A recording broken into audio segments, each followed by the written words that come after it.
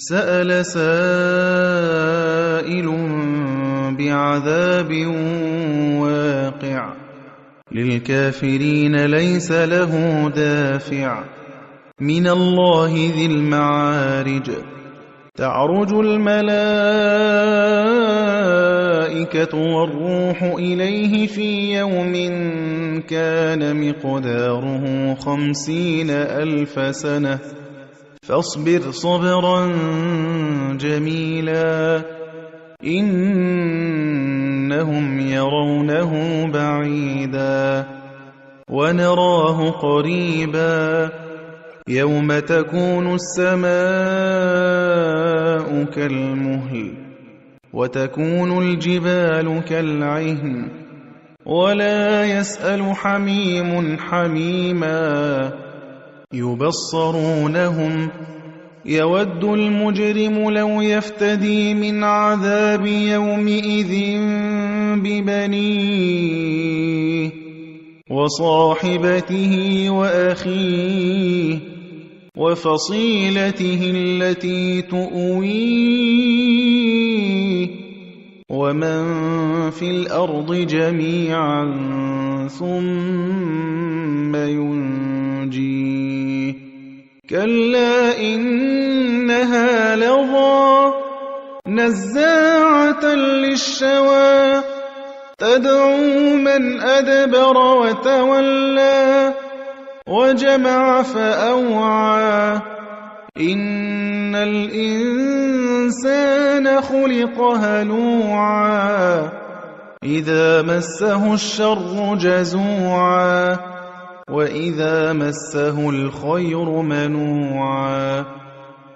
إلا المصلين الذين هم على صلاتهم دائمون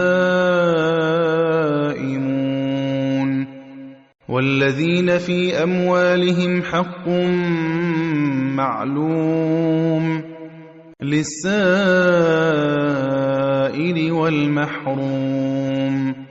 والذين يصدقون بيوم الدين والذين هم من عذاب ربهم مشفقون إن عذاب ربهم غير مأمون والذين هم لفروجهم حافظون إلا على أزواجهم أو ما ملكت أيمانهم فإنهم غير ملومين فمن ابتغى وراء ذلك فأولئك هم العادون والذين هم لأماناتهم وعهدهم راعون والذين هم بشهاداتهم قائمون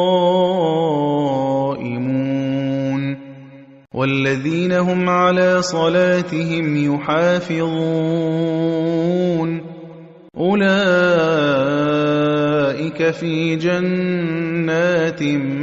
مكرمون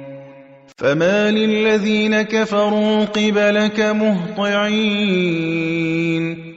عن اليمين وعن الشمال عزين أيطمع كل امرئ منهم أن يدخل جنة نعيم كلا إنا خلقناهم مما يعلمون فلا أقسم برب المشارق والمغارب إنا لقادرون على أن نبدل خيرا منهم وما نحن بمسبوقين فذرهم يخوضوا ويلعبوا حتى يلاقوا يومهم الذي يوعدون يوم يخرجون من الأجداث سراعا كأنهم إلى نصب يوفضون